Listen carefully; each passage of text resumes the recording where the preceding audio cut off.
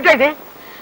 తణుకులో తంటా తౌడమ్మ 11 గంటలు తలకిందులుగా నిలబడి రికార్డు స్థాపించిందంట.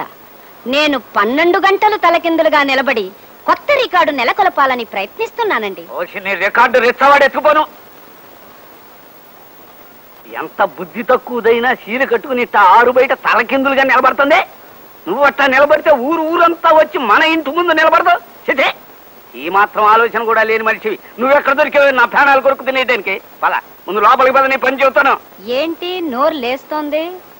ఊరుకున్నానన్నా ఉరుముతున్నావు? ఓసారి లోపలికి రా, నీతో చిన్న పనుంది. వస్తాను, నాకేంటి భయమా? ముందు నువ్వు లోపలికి పద. రా చెప్తా. పదా.